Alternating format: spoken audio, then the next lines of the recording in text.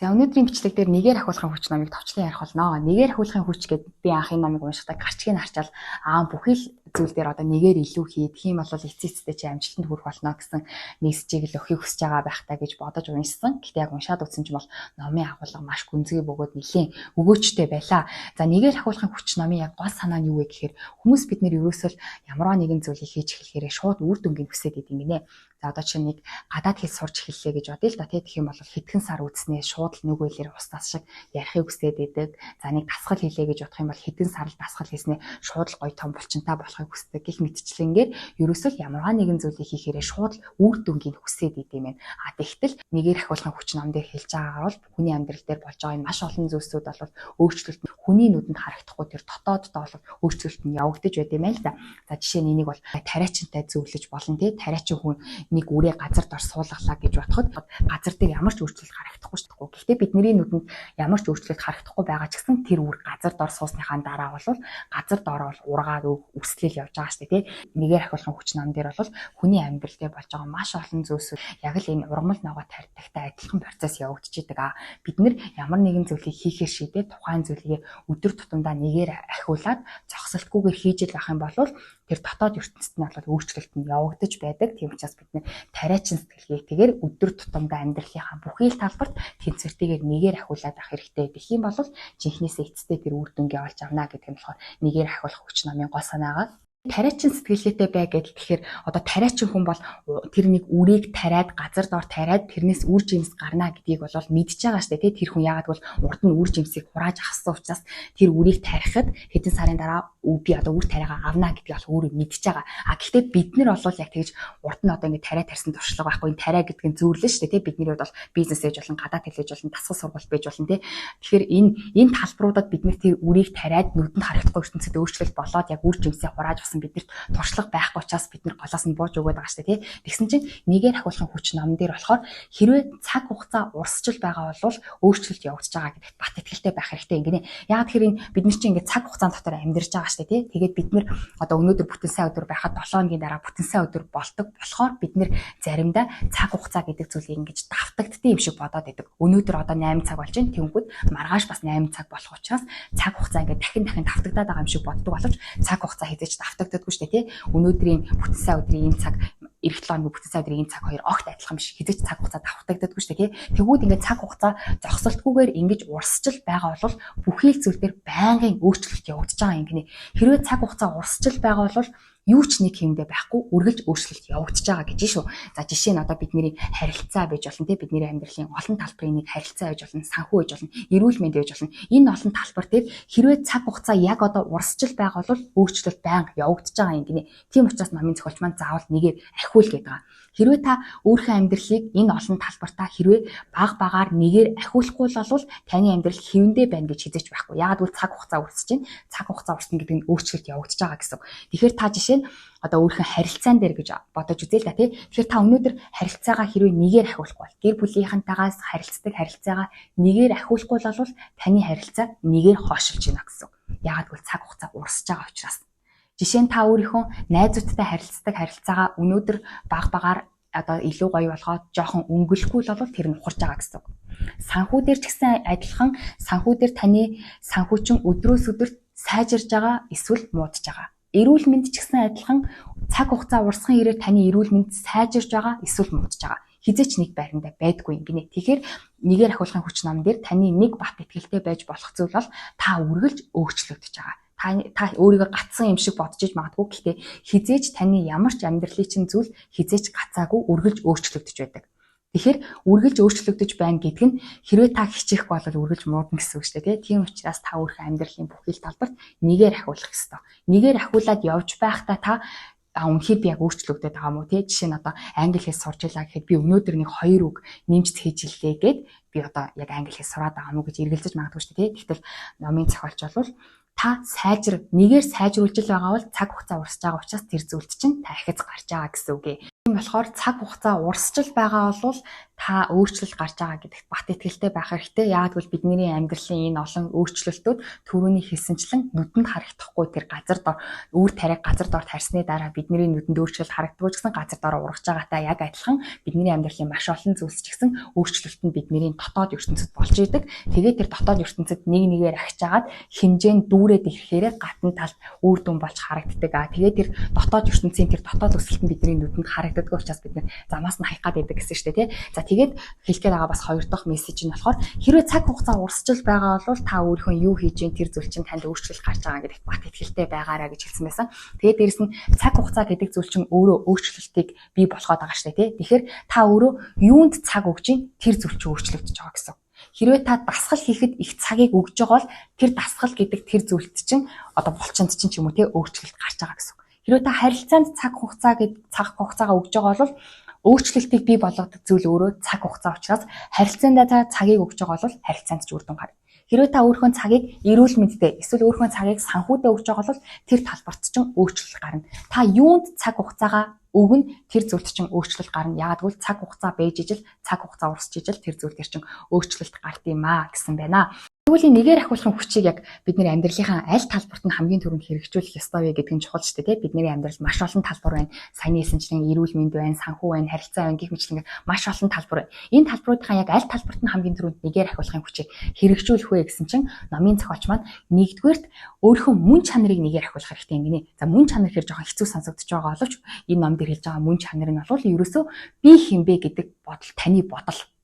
Одоо жишээ нь ингээд миний талаар гэхэд би өөрөө би бол ийм хүн гэж боддог бодол болон манай аав ээж хоёр намайг боддог бодол, манай найз намайг танихгүй намайг хин гэж боддог бодол гэсэн өөр тодорхойлдог байгаа шүү дээ тий. Энэ тодорхойлолтондоос хамгийн чухал нь та яг өөрийгөө хин гэж боддог вэ? Тэр тодорхойлолтоо илүү сайжруулах хэрэгтэй гинэ. Тэрийг мөн чанар гэж хэлж байгаа. Мөн чанар гэдэг нь та эцэст өөрийгөө яг хин гэж боддгийг. Та өөрийгөө юу гэж үздэг? Тэр чинь таны мөн чанар гэсэн үг юм аа л да. Тэгэхээр энэ мөн чанар гэдэг та өөрийгөө хин гэж үзэж байгаа. Тэрийг нэгээр ахиулахгүй бол энийг нэгээр ахиулаагүй гэж та өөрийнхөө одоо юу гэдэг эрүүл мэнд ч юм уу харилцаа ч юм уу одоо санхүү ч юм уу тэр талбаруудаа та нэг байтха 100-аар ахиулсан ч гэсэн буцаад байранд ирнэ гинэ. Бусад бүх салбараа 100 дахин ахиулсан ч гэсэн буцаал байранд ирэл доороо иргээд юм гэсэн. Яагаад энэ мөн чанар гэдэг зүйл маань чухал вэ гэхээр хүн ерөөсөө өөрийгөө та юу гэж бодож чинь яг тэрэндээ таарсан сонголтуудыг хийдэг гинэ. Хүний амьдрал ч угаасаа сонголт шүү дээ тий. Бид нэр мөнхийн сонголт хийж идэг. Тэгээд тэр сонголтынхоо үр дүнгийн амсаж эдэлж амьдарч байгаа шүү дээ тий. Тэгэнгүүт та өөрийгөө хин гэж боддог яг тэрэндээ таарсан сонголтуудыг хийдэг гинэ. Тэгэхээр та өөрийгөө хин гэж боддгийг тэр өөрийгөө хин гэж боддог өөрийгөө үзэх үзлээ илүү сайжруулахгүй бол таны сонголтууд ч илүү сайжрахгүй мэн л да. За бүр энийг амархан жишээ авч үзье л да тий. Та жишээ нь өөрийнхөө талаар нэг онцгой бодолтой хүн байлаа гэж бодъё. За жишээ нь та өөрийгөө би бол ингээд одоо энгийн амархан жишээ авч үзье. Та өөрийгөө нэлээд одоо царай муутай гадаад үзэмж онцгүй гоё хувцас өмсөх ер нь бол ямар ч нэмэргүй би угаасаа муухай биетэй юм чинь гэж боддог байлаа гэж бодъё жишээ тий. Тэгэнгүүт танд бүр амар гоё тасархаа хувцас ороод ирлээ гэж бодъё. Тэгвэл та яах вэ? Тэр хувцыг өмсөх үү? Өмсөхгүй. Яагаад өмсөхгүй вэ гэхээр та өөрийгөө онцгүй биетэй гоё хувцас өмссөн ч гэсэн онцгүй харагдана гэж боддог учраас тийм хувцас танд орж ирсэн ч гэсэн тийм хүмүүс яах вэ гэхээр тэр хувцыг өөрхийн нэгүнд бэлгэлцдэг. Эсвэл зарчдаг ч юм уу тий. Эсвэл хайчдаг. Яагаад гэхээр та өөрийгөө онцгүй биетэй муухай гэж бодож байгаа учраас тийм сонголтуудыг хийж ин гэсэн. За эсрэгээр нь та өөрийгөө айгүй гоё одоо би бол үнэхээр тасархаа гоё ер нь бол тийм ялаг л гоё хувцас өмсөх ёстой хүн гэж боддог байлаа гэж бодъё л да тий. Тэгхийн бол танд хэрэв гоё хувцас байхгүй бол та хин нэгэн гоё хувцастай хүний хувцсыг магадгүйгүй. Яагаад гэхээр та өөрийгөө тэр дотоод ертөнцөө би бол гоё хувцас өмсөх ёстой хүн гэж бодож байгаа учраас ямар нэгэн байдлаар та гоё хувцасыг заавал олно гэсэн. Эсвэргээрээ та өөрийгөө гоё хувцас өмсөж ямар ч нэмэргүй гэж боддог бол танд гоё хувцас ямар нэгэн байдлаар зөвхөн үнэгүй бэлгэнд орчихсон гэсэн та тэрийг өөрөөсөө гаргаж идэг. За энэ бол амархан жишээ шүү дээ тий. Номын зохиолч бол яг энэ санааг мөн чанараа ахиулах гэж хэлээ. Тэгэхээр та өөрийгөө яг хин гэж боддог вэ? Тэрэндээ таарсан сонголтуудыг л та хийж идэг гэсэн. Та өөрийгөө одоо жишээ нь эрүүл мэнд дээр тий та өөрийгөө өвчтэй, сул дорой гэж боддог байлаа гэж бодох юм бол та дандаа л өвчтэй сул дорой хүмүүсийн хийдэг үйлдэлүүдийг хийн гэсэн. Жишээ нь та өөрийгөө хүч тамир тэнхээгүй гэж бодох юм бол та дасгал хийхгүй. Яг бол та тамир тэнхээгүй юм чинь. Эсвэргээрээ тамир тэнхээ үнэхээр бодитоор сул байсан ч гэсэн би бол эрүүл чирэг хүн би байг дасгал хийдэг хүн гэж бодох юм бол та дасгал хийх сонголтуудыг хийж идэв гинэ. За энийг бол өөрөөр бол одоо жишээ нь юун дээр одоо энэ ойрхон багаар сайтны сэтгэлгээний нууц ном дээр бол жишээ нь ингэж хэлсэн байдаг. Хэрвээ та өөрийгөө ядуу хүн гэж боддог бол тий үргэлж танд ямар нэгэн байдлаар мөнгө орж ирэх юм бол тэр мөнгийг та шууд гаргаж идэг. Шууд л гаргаж идэг. Хэрвээ та ядуу сэтгэлгээтэй өөрийгөө ядуу гэж боддог бол танд их хэмжээний мөнгө орж ирэх юм бол газ тэрийг үрээл байх болчихдог. Тэгээ тайван байждаг. Эсвэргээрээ та өөрөө баян сэтгэлгээтэй мөнгө танд байх ёстой гэж боддог бол та мөнгөгүй байх юм бол бүр ингэ сандаад эхэлнэ. Тэгээд аль болохоор газ их мөнгө болоод тэгээд тайвширдаг. Тэгэхээр та өөрийгөө юу гэж боддог? Яг тэрэндээ таарсан сонголтуудыг хийж идэг. Тэгээ яг тэр сонголттойгоо өөрийгөө хин гэж боддгийн жишээ нь та өөрийгөө энэ амархан мөнгөний жишээ амархан байна л да тий. Тэгэхээр та өөрийгөө жишээ нь баян гэж боддог бол та мөнгөтэй байхдаа айгуугаа тайван байж идэг. Жишээ нь эсвэргээрээ та өөрийгөө ядуу гэж боддог бол мөнгөгүй байхдаа тайван байж идэг.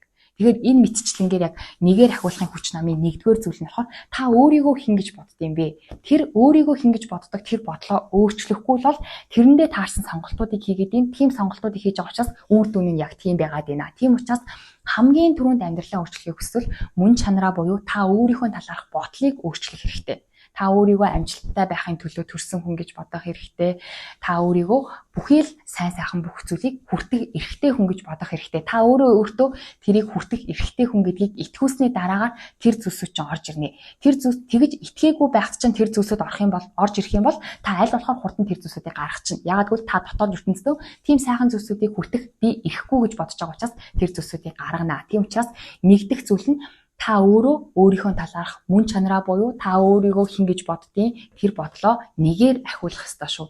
Энэ зүйлийг нэгээр ахиулчих юм бол таны амьдралын бусад бүхэл талбарт өөрчлөлт гарах болно. Эсвэргээрээ та өөрийнхөө талаар боддог энэ бодлоо нэгээр ахиулаагүй жиж бусад бүхэл талбар дээр хичээлээгээд та буцаад байрандаа ирэх болно. Яагаад гэвэл та өөрийгөө ад жаргалтай сайхан амьдрах эрхтэй хүн гэж боддоггүй байтал таны амьдралд ад завшаа орж ирэх юм бол та тэр ад завшаанаас өөрөө зугтах болно. Яагаад гэвэл хүн гэдэг амьтан өөрөө би өөрийгөө юу гэж боддог яг тэрэндээ таарсан амьдралыг өөрийнхөө гараар бүтээж идэм аа. Тийм учраас нэгдүгээр зарчим нь та өөрийнхөө талаарх бодлоо нэгээр ахиулах ёстой гэсэн байна.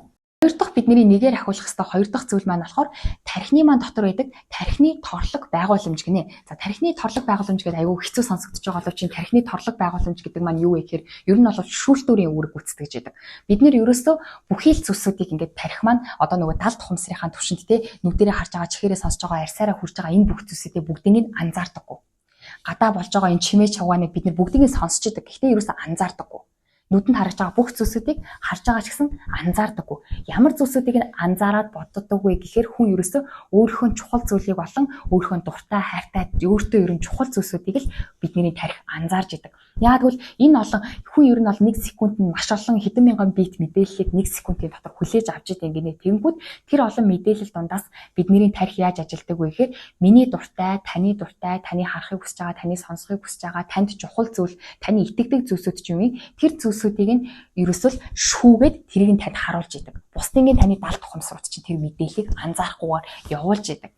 Энийг нэг ойлгомжтойгоор тайлбарлах жишээ нь болохоор юу байхгүй юу? Жишээ нь одоо та нэг Америкт тэтгэлэгтээ сурч чадна гэж итгэдэг хүн байлаа гэж үү. Таны зүгээр итгэл шүү. Та зүгээр л толгойн дотор би Америкт тэтгэлэгтээ сурч чадна гэж итгэдэг. Тэгэж тэтгэлэгтээ сурахыг хүсдэг гэж бодъё л да. Тэ? Тэгэх юм бол таны тарих яаж ажиллах вэ гэхээр энэ өрөөнд дотор хин нэгэн хүн Америктай холбоотой Америкт тэтгэлэгтээ явахыг одоо тэтгэлэгтээ явах боломжийн талаар хин нэгэн хүн ярих юм бол таны тарих чинь тэр мэдээллийг танд илүү сайн сонсгоно. За бүр амархан жишээ гэх юм бол жишээ нь хүмүүс маш олон ингээл одоо таны хажууд бараг 100 хүн ингээд шуугилчихлаа гэж бодъё л тий. Тэр хүмүүсийн хин нэгэн таны нэрийг хэллээ гэж бодъё. Тэгэх юм бол бидний жих сонсдог шүү дээ тий. Тэр чимээний дундаас өөрийнхөө нэрийг сонсч идэг. Яагаад гэвэл тэр нэр танд чухал учраас. Яг үүнтэй адилхан саяны Америк явах жишээн дээр ч гэсэн хэрвээ та Америк явна гэж итгэдэг хүн байх юм бол тэр өрөөний болонд хин нэгэн Америк явах боломжийн талаар ярих юм бол бидний жих тэрийг барьж аваа сонсно гэсэн үг. Эсвэргээрээ та хэзээ ч Америк явж би чадахгүй, Америкт би тэтгэлэгтээ сурна гэж юу байх вэ гэж боддог хүн байлаа гэж бодох юм бол таны яг хажууд хоёр хүн Америк явах тэтгэлийн талаар ярьсан ч гэсэн та сонсохгүй. Яагаад сонсохгүй вэ гэхээр бидний тарих таны итгэдэг, танд чухал зүйлсүүдийг сонсож идэг. Бусдыг нь хайж идэг. Яагаад тэгэхээр тэр олон бүх мэдээллийг та хүлээж авах юм бол таны тарих дийлэхгүй галзуурна. Тийм учраас бидний далд ухамсар энэ тархины торлог тархины торлог байгууламж гэсэн энэ зүйл маань шүүлтүүрийн үүрэг гүйцэтгэдэг. Бүх мэдээллийг хүлээж авбал таны тарих ачааллаа дийлэх учраас таны чухал гэж боддог, танд хэрэгтэй, танд үнцэнтэй мэдээллүүдийг л танд сонсоход бусдыг нь та анзаарч байж хаюулж идэг. За тэгэхээр хоёр дахь бидний өөрчлөх ёстой зүйл маань болохоор энэ тархины торлог байгууламж буюу энэ тархиныхаа мэдээллийг шүүгээд байгаа энэ шүүлтүүрээ өөрчлөх хэрэгтэй гэсэн үг. Тэгэхээр та өөрийнхөө хүсэхгүй байгаа зүйлээ байнга бодлоо гэж бодъё л доо тий. Жишээ нь одоо та нэг юу гэдгийг одоо жишээ нь гадаа гудамжинд шүлсэн хайж байгаа юм амар дургу гэж бодъё л да амархан жишээ тий. Шүлсэн хайж байгаа юмыг та бүр үдсэн яддаг байлаа гэж бодъё тий. Тэгэх юм бол гадаа гудамжинд гараал та шүлсэн хайж байгаа хүмүүсийг л байнга харна гэсэн үг. Яагаад гэвэл та тэрний талаар маш их бодож байгаа учраас таны тархич нь энэ зүйл манай эзэнд маш чухал юм байна гэл тэр зүйлсүүдийг чинь таны нүдэнд харуулад байна гэсэн үг. Тийм учраас шал хэрэггүй тэр зүйлийг бодоод тэр зүйлсүүдийг нүдэндээ харахынхаа оронд танд юу хэрэгтэй байна? Жишээ нь одоо Америкт тэтгэлэгтээ сурна гэсэн саяны жишээгээр бол та Америкт би тэтгэлэгтээ сурна яаж сурах вэ гэж бодох юм бол тэр хол Америкт тэтгэлэгтээ явах зүйлийн талаар хоёр хүн ярьжсэн ч гэсэн хол байсан ч гэсэн та сонсно гэж штэ тий. Тийм учраас хоёр дахь зүйл нь болохоор энийг өөрчлөх хэрэгтэй. Талхайн дотор та хүсэж байгаа зүйлээ байнга бодоод авах юм бол тэр хүсэж байгаа зүйлтэй чинь холбоотой хэрэгтэй мэдээллүүдийг таны тархичин хайгаад олно гэсэн үг. Жишээ нь та бизнес эрхлэлийг хүсэж байлаа гэж бодох юм бол толгойн дотор амжилтгүй бизнес ямар байна? Ямар бизнес хийвэл амжилтгүй вэ гэж бодож болохгүй гэсэн үг тий. Эрсдлийг бодоод хүн тэгж бодож олно шүү дээ тий. Тэгэхийнхээ оронд та ямар бизнес хийвэл илүү их амжилттай байх вэ гэдэг талаар бодох юм бол таны тархичин амжилттай байх бизнесийг хайна гэсэн үг. Харин та ямар бизнес хийвэл бүтлгүүтэх вэ гэвэл таны тархичин бүтлгүүтэх зүйлсүүдийг хайна гэсэн үг. Тийм учраас нэгээр ахиулах зарчмын хоёр дахь зүйл нь энэ тархиныхаа шүүлтүүрийг та өөрчлөх хэрэгтэй. Энэ шүүлтүүр чинь таны одоо тэр мэдээллүүдийг дүүрэн мэдээлэл байна. Энэ хорвоо ертөнцийн дээр ч угаасаа сайн мэдээлэлч дүүрэн байна, муу мэдээлэлч дүүрэн байна. Та толгойн дотроо юу бодож ийн яг тэрнтэй адилхан мэдээллүүдийг л таны тархичин танд олж өгч байгаамаа. Тийм учраас хүн болгоны амьдарч байгаа ертөнц өөрчлөлтөө тий. Хин нэгэн хүний түрүүний жишээн дээр одоо гадаа гудамжинд шүлсэн хайж байгаа хүнийг үзэж чаддаггүй бол тэр хүн байнга тийм хүнийг олж харна. Тэгснээрээ тэр хүн тэр харж гэнэ энэ одоо хорвоо дэлхий дээр бүх хүмүүс л ингэ шүлсэн хайдаг гэсэн заваа юмнар гэл энэ хүний ертөнц нь бүр цоош яг бүр юм болно гэсэн үг тий. Эсвэргээр одоо гудамжинд шүлсэн хайж байгаа хүний талаар огт боддоггүй хүн байх юм бол тийм хүмүүсийг анзаарахгүй. Тэгэхэд энэ хоёр хүн бол яг адилхан нэг хотод амьдарч байгаа ч гэсэн ярьж байгаа зүйлс, сонсож байгаа зүйлс болон харж байгаа зүйлсүүд нь шал өөр учраас хүн болгоны ертөнц ингээд өөр гэдэг нь үүнээс гаралтай байх нэ. Яагаад өөр вэ гэхээр бидний тарих толгойн дотроо та юу бодож ин тэр зүйлсүүдийг танд харуулж идэг. Тэгээд харж байгаа ертөнц маань юм өөр байдаг бах нэ. Тэгэхээр хоёр дахь нь тархиныхаа тоорлог байгууламжийг нэгээр ахиулах хэрэгтэй. Өдөр болгон нэгээр ахиулна гэхээр өдөр болгон баг багаар л сайхан зүйлээр төвлөрөх тусам таны тархичин сайхан зүйлийг олж өгөх нэ. За өнөөдрийн бичлэг дээр нэгээр ахиулах хүч номыг танилцууллаа. Энэ ном болохоор 19 бүлэгтэй. Тэгэхээр амьдралынхаа 19 өөр талбар дээр нэгээр ахиулахын ач холбогдлын тухай тайлбарлана гэсэн үг. Өнөөдрийн бичлэг дээр бол ердөө хоёр зүйлийн тухай эхний хоёрыг нь ярьлаа. Гэхдээ бичлэг маань жоохон урт болчих магадгүй учраас таслаад оруулъя гэж бодож байна. Дараагийн бичлэг дээр үргэлжлүүлээд амьдралын 3 дугаар талбарлынхаа талаар ингэж үргэлжлүүлээд яриа дараагийн бичлэгээр олзъя.